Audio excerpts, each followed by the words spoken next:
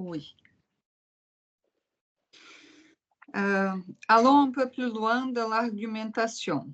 Le temps doit être considéré comme circulaire avec la logique du futur antérieur pour toute expérience de discours, compris dans les 5 que lui assigne Lacan comme lien social, dans lesquels les participants sont considérés comme par lettres. Or, lorsque nous référons à l'origine du langage et du sujet, nous devons accepter un commencement absolu, synchronique, indatable, qui implique le déjà toujours là. Dans ce qui suit, je propose d'abandonner les anciennes théories scientifiques dépassées utilisées par la grande majorité des psychanalystes, même s'ils ne le savent pas, et d'adopter un modèle scientifique actuel nécessaire pour rendre compte du commencement absolu du langage, de l'autre et du sujet. Je les considère une manœuvre épistémologique essentielle pour la résolution des contradictions internes à la psychanalyse. Sur la base de mes recherches, je peux affirmer que l'ensemble des développements théoriques de Lacan établit que pour les sujets, il faut postuler la préexistence de l'ordre signifiant et de l'autre, la raison causale, pour toute fonction, sensation, affection, besoin, etc. Que tout ce qui semble procéder du corps biologique du par-l'être est créé, les différenciant ainsi absolument de tout animal et de tout phénomène biologique. Entonces, Mari, ¿entendés esto que es una concepción distinta del tiempo? ¿No? Sí. Que en general lo que plantea es que se veía en la teorización de Freud hasta el momento esta idea de primero estaría lo biológico y después vendría el habla, ¿no? El lenguaje. Para Lacan no, para Lacan desde siempre está el lenguaje, antes que el cuerpo biológico. Sí. ¿Sí? Me parece importante remarcar esta cuestión porque, bueno, es todo, el cuerpo ya pasa a ser cuerpo significante. ¿Sí? Y se diferencia a la teoría freudio-lacaniana o milleriana de que habría algo que estaría por fuera, que no llegaría a captar el significante. Para Miller está esta idea de que hay algo que queda como inefable, ¿no? Hay algo de la experiencia de la experiencia del cuerpo biológico que es inefable, que no se puede poner en palabras, ¿no? Para Lacan, desde la lectura de Alfredo, não é assim. Isso não seria o real? Aquilo que a gente não consegue significar? Claro, eso para Miller es el real. Para Alfredo Eidelsen no es así. El real es lo imposible lógico-matemático, no lo que queda por fuera del significante. Esto es muy importante. Sí. Et pour Lacan non plus, pour Alfredo dit que pour les lacaniennes, pour les millériennes, on peut dire, ou les freud-lacaniennes, les corps est du registre du réel. Et pour Lacan, et que Alfredo, comment on dit ça, soutient, le corps est imaginaire. Parce que le corps est de la tromperie. Et le réel, c'est ce qui ne trompe pas. Et pourtant, le corps ne peut jamais être pour Lacan du réel. Et ça, c'est une énorme confusion avec la théorie lacanienne suivie par Miller et après Lacan. Et j'ai dit ça, Mariana, parce que pour ma dissertation de mon mémoire, on dit ça, des DU, de la clinique psychanalytique, j'ai décidé de travailler justement cette question du corps. Et comme ça, je suis en train de lire juste maintenant l'autre Lacan, que c'est le premier chapitre qu'il va développer la question du corps et la différence entre le corps la conception du corps de post-lacanienne et de Lacan, et ce que Alfredo soutient aussi. Sí, está bueno esto que planteas de la diferencia del cuerpo imaginario, que uno, después de un tiempo de estudiar, uno llega a darse cuenta de este registro, ¿no? O sea, que Lacan pone al cuerpo en lo imaginario, implica que, ¿por qué? Porque lo imaginario da consistencia de ser, dice Lacan, ¿sí? O sea, el imaginario es como el toco madera, ¿no? Da, que uno piensa, imaginario, no, es de las ideas, de las imágenes, no, Lacan lo pone en el imaginario porque dice que como la imagen del cuerpo de uno, del yo, se constituye por la imagen del otro, eso supone cierta consistencia, ¿sí?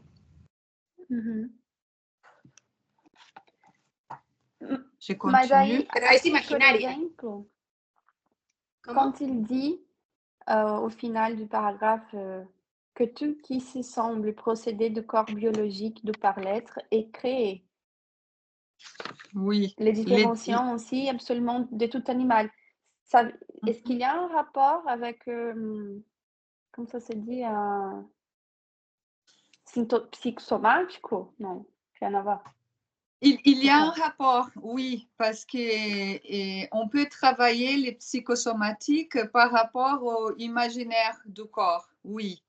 Mais je pense qu'ici, la création qu'il parle, c'est la création ex nihilo, justement la création à partir du signifiant. On peut trouver ça dans le séminaire 7, principalement. Et que Alfredo développe ici, ne sais pas, Mariana, Alfredo va développer la création ex nihilo ici aussi, parce que justement la théorie, l'origine du sujet, le Big Bang du langage, a un rapport à cette création. Et comme ça, l'origine du corps, on peut redire que c'est aussi dans l'autre, les grains d'autres du langage. Parce que c'est à partir, comme Marianne a dit, dans le stade du miroir, et cette troisième chose, que c'est quand il y a les regards de la personne qui dit du corps, et il y a l'image aussi. Et c'est là qu'il y a Marianne a utilisé une contour, une organisation, une consistance de ce corps, que c'est une consistance imaginaire. Sí. Y, a ver, por un lado, la idea de la creación de la nada, ¿no? Desde la nada, que está en relación a que o sea, como producto del Big Bang, del lenguaje, se crea el mundo, pero además está en relación al objeto A, la creación, esta idea de la creación desde la nada, justamente porque es el objeto A un objeto que no es ningún objeto tridimensional, que no es ningún objeto de consumo, no es ningún objeto que uno pueda tocar, ¿no?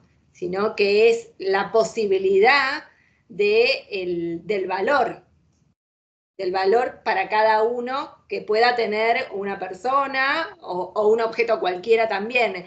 Alfredo ponía el ejemplo de la remera de la camiseta de Boca toda transpirada, ¿no? O sea, lo que vale la de Maradona, la camiseta de Maradona toda transpirada, lo que vale no tiene precio, ¿no? Lo que vale es ese valor que tiene para uno por lo que significa, ¿no? Por eso, por lo que se articula entre los significantes. Por eso por ahí hay cosas que uno no tiene ningún valor para otra persona, solamente para uno, ¿no?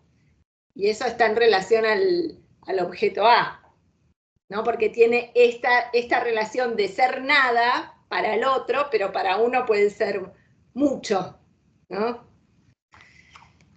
Y otra cosa que quería decir también, con respecto a la consistencia, que Alfredo propone reemplazar castración por inconsistencia. ¿Sí? Esto es importante, o sea, porque para Alfredo castración queda pegado a el pene, a la premisa, ¿no? Del universal del pene y del equipararlo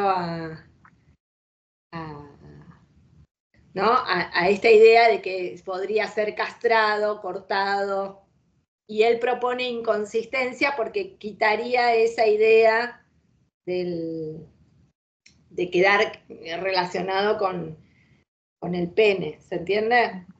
O sea, justamente en contrario de lo que produce lo imaginario, ¿no? Sí. Je continue? Dale. Un sujet, contrairement à une personne, un citoyen, un individu ou un associé, n'est pas membre d'une espèce animale.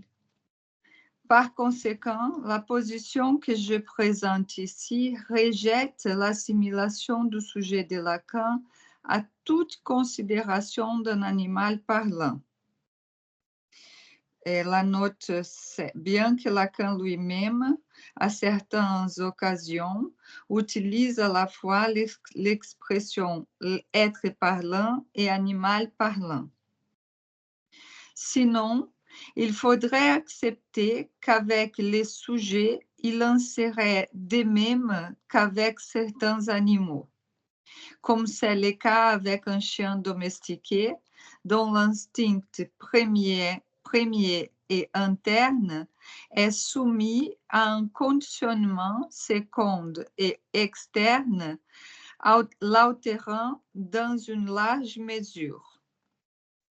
Dans les modèles théoriques que je défends, la pulsion et la jouissance sont les concepts qui essayent d'empêcher l'application de la logique du conditionnement au sujet de la pratique psychanalytique.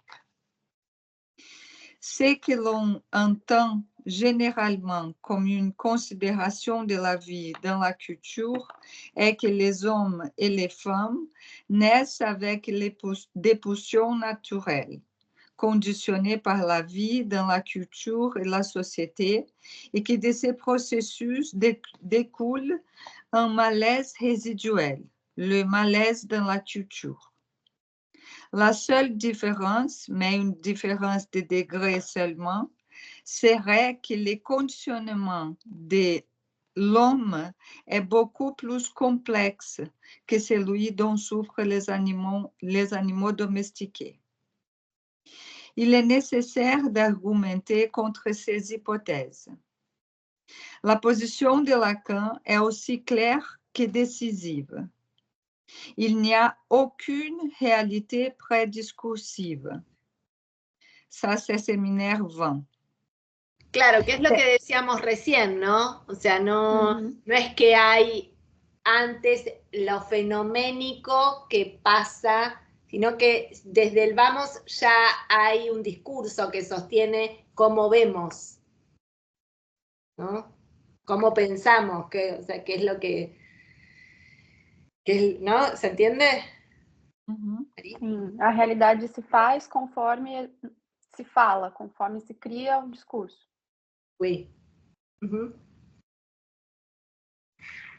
C'est-à-dire que toute réalité des par-lettres est précédée par les discours, ce qui implique nécessairement que l'articulation des signifiants et des autres par-lettres agit premier. En bref, l'ordre signifiant et l'autre sont toujours premiers. Comment résoudre cette nouvelle et apparente contradiction? Qu'est-ce que c'est qui doit être accepté en première par rapport au sujet? Les corps biologiques animaux ou les registres signifiants dans le contexte du discours? Avec Lacan, je tiens cette dernière position comme nécessaire à l'exercice de la fonction du psychanalyste. Le problème de l'origine doit à nouveau être abordé, mais en termes philosophiques. Freud, à la suite de Goethe, affirme qu'au commencement est l'action. Pour Lacan, en revanche, à la suite de l'Évangile selon Saint Jean, au commencement est le verbe, la parole. Ça, c'est séminaire 2. Cependant, comment est-il possible que les signifiants existent tous ensemble et la place de l'autre avec ses failles et ses impossibilités avant qu'il y ait des êtres humains capables à la fois de les énoncer et de les comprendre? Pour la grande majorité des psychanalystes lacaniens, sinon tout, cette opposition entre une origine biologique du sujet ou une origine dans le langage et le discours est posée entre la jouissance qu'il suppose originaire et issue de la substance vivante, l'obstacle substantialiste et d'où vient la traduction de la jouissance à l'espagnol par goce. Aí de Montesanto, Psicoanálise e Biopolítica. Rechaço de la posição teórica que hace equivaler jouissance à goce. El rei está desnudo, número 4, letra viva. Important ça. Et le signifiant et l'autre qui apparaissent dans un second temps. Je cherche ça pour moi, ma dissertation. O que é esse substância vivante, obstáculo substancial? Porque acho que mais para cima ele fala de novo sobre isso da matéria substancial, substância, e eu não sei de onde que isso vem, não compreendo. Lacan vai trabalhar essa questão da substância vivante, ou da substância, na verdade, né? Mari, o Alfredo fala sobre isso em alguns vídeos, né? A questão da substância. Acá me parece que se está refiriendo sustancia viva como cuerpo biológico, ¿no? Como me parece que lo está equiparando, dice, el cual suponen originario y proveniente del cuerpo, ¿no? De la sustancia viva en el sentido del cuerpo biológico, me parece. Que lo está equiparando ahí. O sea, yo lo leo en español. Para la gran mayoría de los psicoanalistas lacanianos, y no todos, esta oposición entre un origen biológico del sujeto o uno en el lenguaje y el discurso se plantea entre el goce, el cual suponen originario y proveniente de la sustancia viva, porque esto también está en relación a esta idea de lo real, del cuerpo biológico de Miller, de los post-lacanianos, que creen que el goce viene de la sustancia viva. ¿Sí? Para Alfredo, no. O sea, el goce no viene de la sustancia viva. El goce es el afecto de la articulación significante, pero que es producto de la articulación significante, es sustancia significante. Alfredo trabaja sustancia gozante en 2 presentaciones, en Aleph, el paradigma del goce, que está muy bueno, donde diferencia sustancia extensa, sustancia pensante, y ausía, que lo toma de Aristóteles, la sustancia gozante. Isso. La sustancia gozante es la sustancia del goce, que no es del cuerpo, es de la articulación significante, es el afecto de la articulación significante. Mari, você tem essa apresentação? Você consegue? Ahí se los paso, sí. Ok, gracias. Sí, porque está muy bueno para entender, para estudiar sustancia gozante de ahí.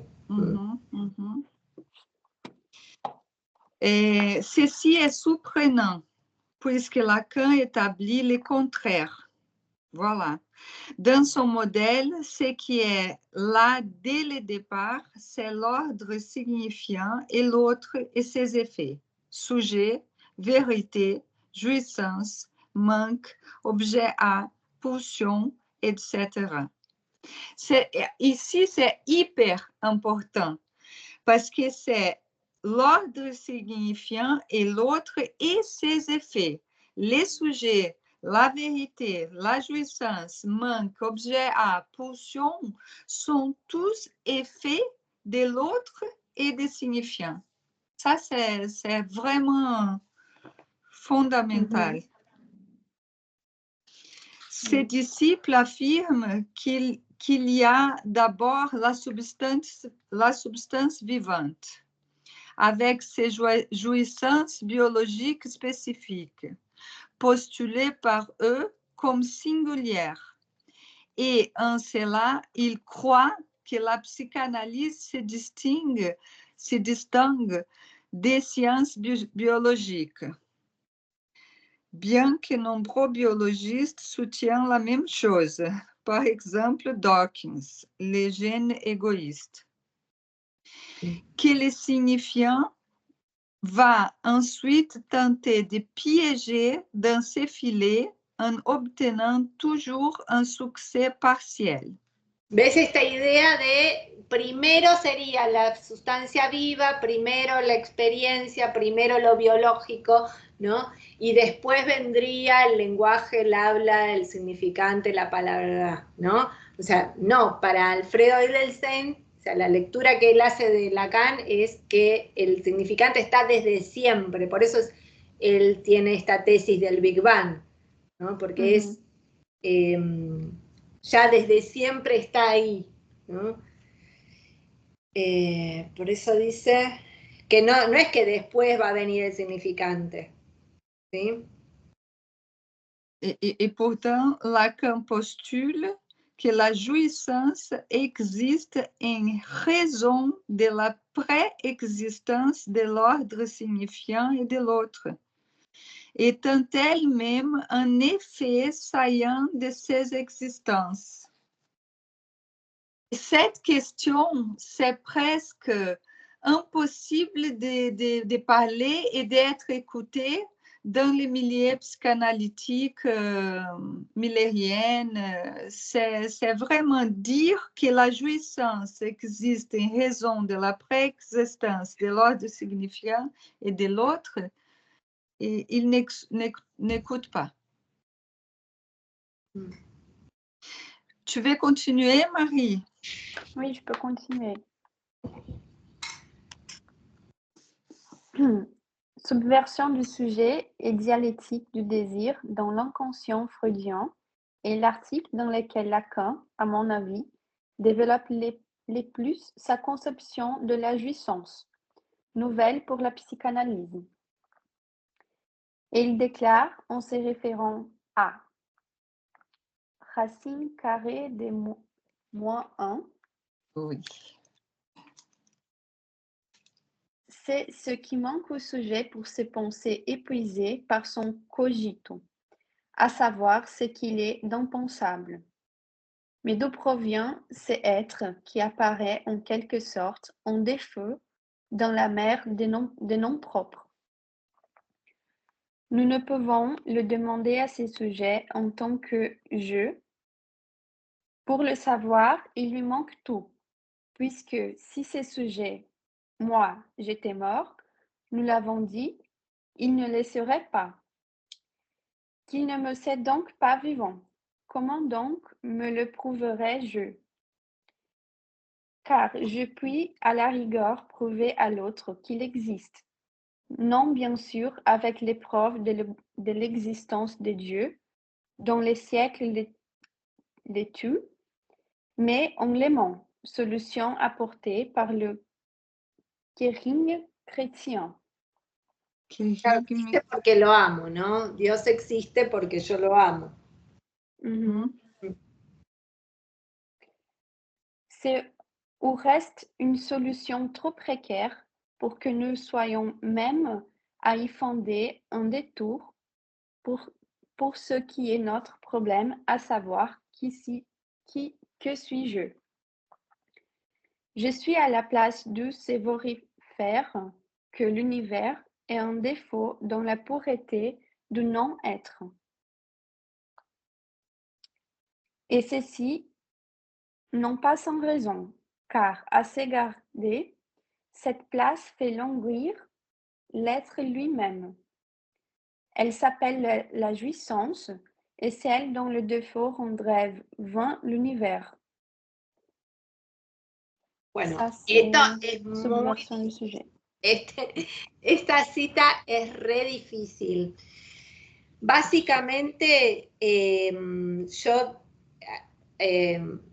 lleva tiempo, les diría que vean esas presentaciones de Alfredo que mandé al chat sobre el goce, pero sobre esto, ¿no? Soy en el lugar desde donde se vocifera que el universo es un defecto en la pureza del no ser. O sea, está la nadificación que produce el significante, porque el significante mortifica la cosa, pero no es toda, porque no hay, como no hay todo, siempre es no todo, es como la ley, ¿no? Del significante es no todo, entonces hay algo que queda por fuera de esa, no puede ser pura nada, por eso dice defecto en la pureza del no ser, o sea, hay un defecto que es el universo, dice, soy en el lugar desde donde se vocifera que el universo es un defecto,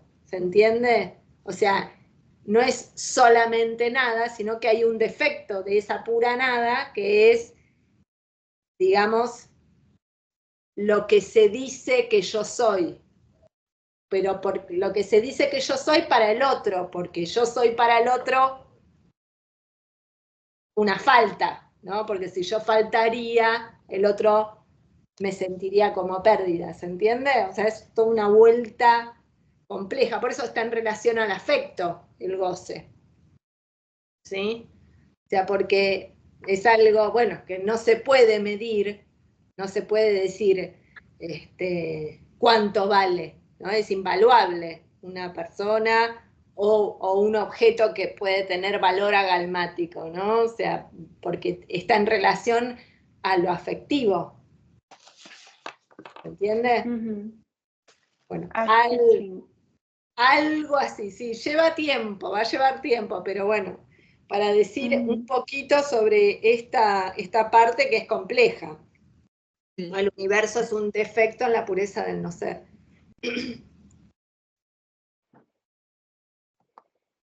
Pero yo diría et Alfredo va parler un petit peu, et peut-être on ouvrir un peu la citation. Continuer? Oui. Sí. Ok. Dans ce fragment remarquable, parmi tant d'autres, on peut lire très clairement que la jouissance fonctionne comme ce qui correspond à la question « Que suis-je ?» qui renvoie au problème de l'être et du moi, tel qu'il ne se présente qu'à nous, par l'être, sous la forme d'un manque à être, dans certains contextes historiques, sociaux et culturels. Lacan enseigne qu'il répond d'une manière identique à celle de point d'exclamation au problème de l'être. La raíz cuadrada de menos 1 no se responde, vieron que no tiene un número. No tiene un número. No se resuelve con un número la raíz cuadrada de menos 1. No hay número que pueda resolverlo, ¿no? Entonces, a exclamação representa esse resultado que não tem número? Es una fórmula que se utiliza en matemática para hacer cuentas, pero que sirve un montón para hacer determinadas fórmulas, cuentas, pero no tiene un resultado. Aonde que... você já está ali no Je profiterai? Onde você está? Eu me perdi aqui, fiquei perdida na citação. Onde você está, Marie? Logo depois do universo pequenininho condensado, quando eu volto para o texto, no meio tem uma parte que fala Lacan enseigne qu'il répond d'une manière identique à celle de point d'exclamation. O problema não é um ponto de exclamação, é raiz quadrada de menos 1. Esse ponto de exclamação no PDF, no livro, é raiz quadrada de menos 1. É por isso que não está fazendo sentido. É por isso que não está fazendo sentido. Ok. Claro, raíz cuadrada de menos 1. Y para que este es un nombre del sujeto que no tiene nombre, ¿no? O sea, por más que uno tenga un nombre, uno tiene un nombre, pero uno ese nombre no lo nombra. Oui, mais c'est que le problème de la raíz quadrada de menos 1, c'est qu'elle n'a pas un nombre, mais elle est importante dans les calculs pour les nombres infinis ou quelque chose d'impossible. Comme ça, il n'y a pas un résultat, mais quand même, il y a un effet. Parce que cette question, cette problématique est fondamentale pour résoudre certains théorèmes mathématiques. Comme ça, c'est quelque chose qui n'a pas une réponse, mais en même temps, elle a des effets. Plus ou moins cela. Ça a du sens, j'ai compris. Merci. De rien. Alors, Lacan enseigne qu'il répond d'une manière identique à celle de racine carrée moins 1 au problème de l'être tel qu'il se présente dans l'univers des nombres dits naturels. C'est ça. Les concepts de jouissance nous indiquent qu'il apparaît à l'endroit où l'on a d'abord affirmé que l'univers est un défaut de plénitude, même celui du manque. Si l'on accepte la thèse proposée, comment est-il possible d'affirmer que la jouissance provient de la substance vivante s'il faut d'abord dire que l'univers est un défaut dans la pureté du non-être? Claro, se entiende, o sea, ¿cómo puede ser? O sea, es contradictorio decir que viene de la sustancia viva si Lacan dice que es requerido primero que se vocifere que el universo es un defecto en la pureza del no ser, ¿se entiende? ¿Sí?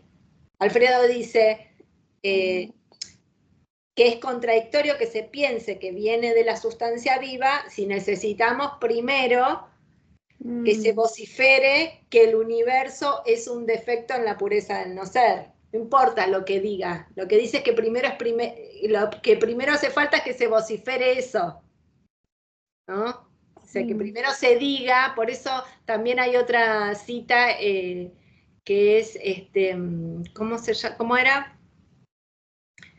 Que se diga queda olvidado tras lo que se escucha en lo que se entiende, ¿no? Primero fue dicho, alguien lo dijo, ¿no? Alguien tuvo que ser discurso primero, ¿no? Me parece que en ese sentido dice que se vocifere, que se diga X, no importa, ¿no? O sea, no viene, el gozo no viene de la sustancia viva, viene de la articulación significante, ¿sí?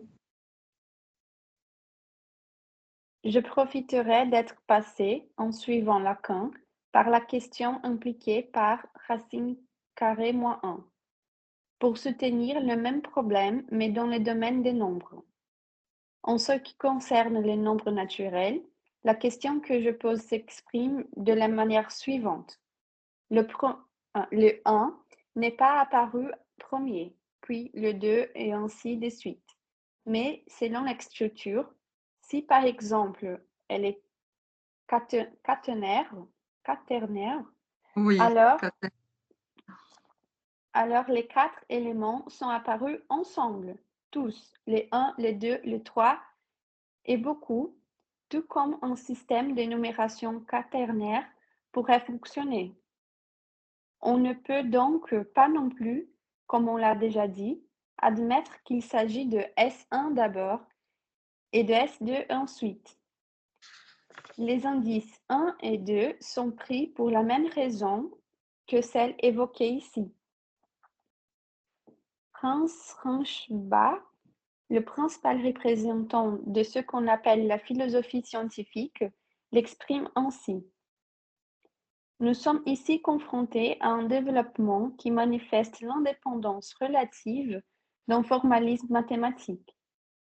Les symboles mathématiques ont une vie propre, pour ainsi dire, et conduisent au résultat correct avant même que l'utilisateur des symboles ne comprenne leur signification ultime. Pour revenir à la question qui nous occupe, peut-il y avoir des signifiants et des autres avant que la chair, je veux dire les gènes et les neurones, ne sont en mesure de produire et de les recevoir? Quel type de substance leur faudrait-il? Ce sont des questions commandées par un préjugé occidental encore actuel, nullement moderne, qui affirme que pour qu'il y ait pensée, doute, etc., il doit d'abord y avoir un moi individuel ancré dans le corps biologique. Il s'agit d'un long débat qui, malgré l'ignorance générale, dure depuis au moins 8 siècles et qui peut être résumé en ce terme. Faut-il ou non une substance tridimensionnelle pour accueillir la pensée? Pour Lacan, comme aussi pour Saint Augustin, Averroès, Lichtenberg, Schelling, je ne connais pas le nom, Nietzsche, Lévi-Strauss, Rimbaud, Ricoeur, Delibera, Angenoux, entre autres, il est tenu que est-ce donc une mire? Ça pense en moi. Affirmer cette idée ou la rejeter sous quelque mode de responsabilité ou d'implication subjective divise les yeux dans la pratique clinique de la psychanalyse. Affirmer cette idée ou la rejeter sous les modes de responsabilité ou d'implication subjective divise les yeux dans la pratique clinique de la psychanalyse. Oui, parce que si on dit ça pense en moi, c'est pas moi qui pense. Oui. Et c'est ça la question. Claro, no se le puede adjudicar a una persona la responsabilidad de lo que piensa, ¿no? Eso, eso se piensa en mí, sería, eso se está pensando. Además es como también nosotros concebimos justamente al sujeto, como el sujeto no es la persona, sino que es el tema, la cuestión, el asunto que vamos que vamos a investigar en un análisis y que vamos justamente a tratar de resolver, ¿no? Porque el asunto tiene la estructura de una banda de Moebius, por lo tanto, tiene una contradicción. Entonces, eso empieza a ser eso que habla, eso que habla en mí, ¿no? O que habla entre los significantes que yo digo, o que se é o dice sujeito, ahí. né? Claro. Tá. Y es muy distinto a la clínica psicoanalítica de la responsabilidad, que hay muchos que piensan que para que empiece un análisis, la persona tiene que hacerse responsable por sí misma de lo que le pasa y de su padecimiento, cosa que para Edelstein va en contra de la dirección de la cura, porque la persona, primero que es la persona que viene es la que más se hace responsable, porque es la que viene justamente a tratar eso con lo que carga en la familia, porque en general es como el chivo expiatorio, es quien de la familia el que se hace cargo de eso y viene a tratar de resolverlo, ¿no? Y después que no es su responsabilidad justamente, o sea, no sabe por qué le pasa lo que le pasa, ¿no? Y entonces, bueno, hay que investigar en todo caso de dónde viene, ¿no? Cómo está articulado para poder desarticularlo. Sim. Sim. C'est vraiment un diviseur d'eau entre un certain clinique et l'autre. Parce qu'il y a une clinique qui dit que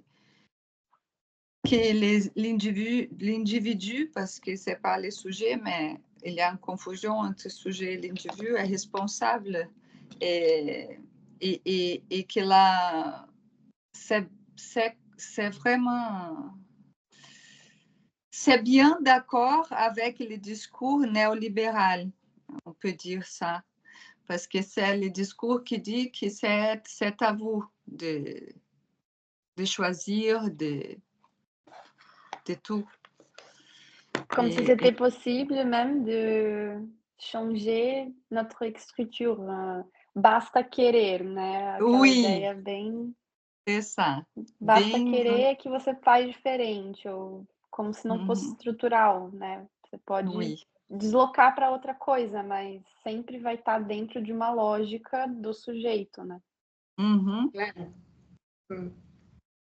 Cuando lo que se trata justamente es que la persona no sabe por qué le pasa lo que le pasa, ni por qué hace lo que hace y repite, ¿no? O sea, si nosotros le echamos culpa y responsabilidad, no lo resolvemos, o sea, no lo vamos a poder resolver. Le decimos, no, dale, tenés que poner voluntad. No se trata de la voluntad, ¿no? Entonces, tenés que querer, como decía Freud. No, no se trata de querer, se trata de entender por qué se armó así, ¿no? O sea, ¿y qué está repitiendo? ¿Qué se repite de la historia? Porque lo que pasa en una neurosis es que se hace cargo de la falla de los padres.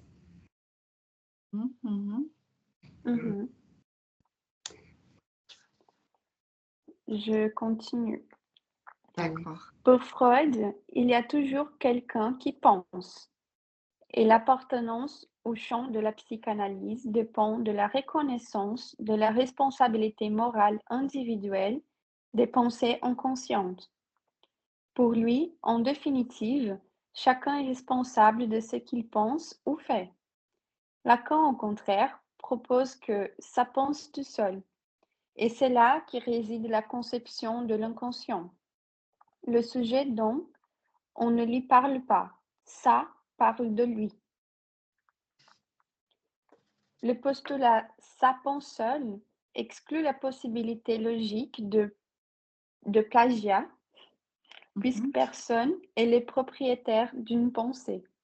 Oui. C'est pourquoi Lacan affirme explicitement la non-existence de la propriété intellectuelle en la considérant comme un véritable préjudice.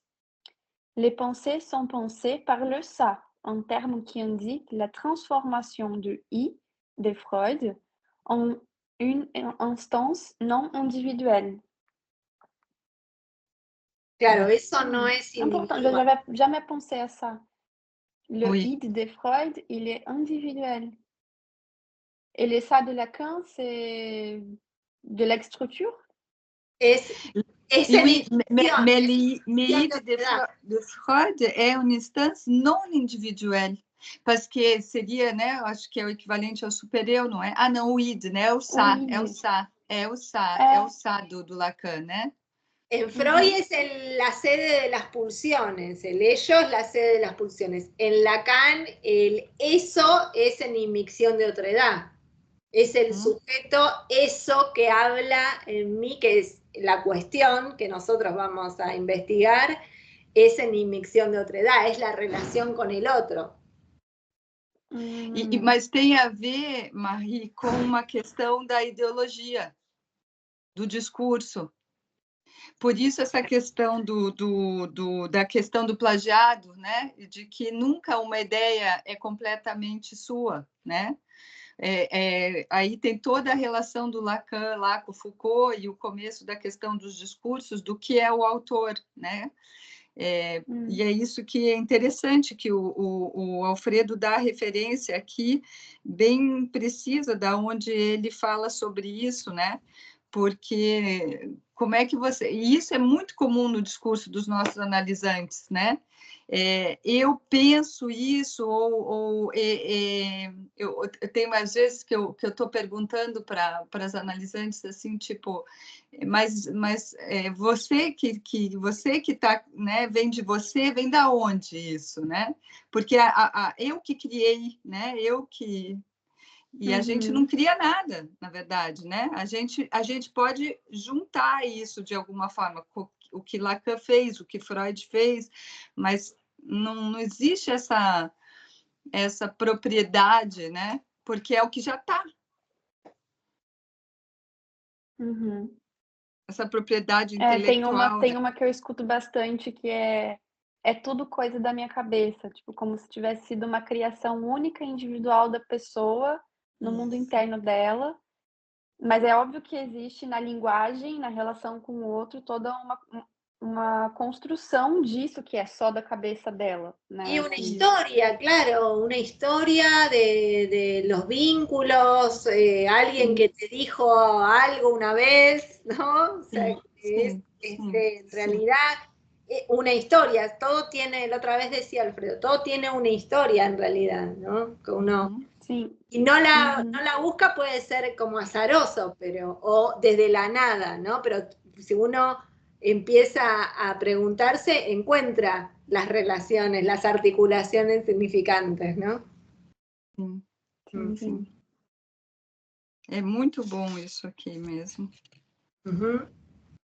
Sí, paramos aquí. Obviamente que eso no quiere decir de que no haya creatividad y que sí, que uno puede inventar cosas, sí, pero no es el genio solo individual, ¿no? Es esta idea de que no hay un individuo solo aislado, o sea, vivimos en sociedad y en relación con otros, ¿no? Exato. Tem o particular da pessoa, mas ele só aparece na relação daquilo que se criou com o outro, né? Exato. É muito bom isso aqui, muito bom. E a forma como o Alfredo coloca, né? Vai esclarecendo. Muito bom. A gente para aqui? Sí, chicas, sí, yo necesito parar acá porque tengo que atender. Ok. Então, paramos La position tenue par Freud. Continuamos. Okay. Perfecto. Daqui a 2 semanas? Sí, ¿puede ser? Pode. Sim.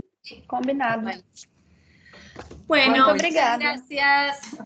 Obrigada. Muito bom trocar com vocês. Também. Até a próxima. Tchau, tchau. Marcela, Tchau, tchau. queremos te ver. Pero yo estuve la semana pasada. Siempre estoy. Ella está. A veces. Yo estaba la semana pasada, pero bueno, hoy sí. A Jordi. Ok. De Progen. Tchau. Ok, até a próxima. La próxima. À la prochaine. Tchau, tchau. Tchau. Chao.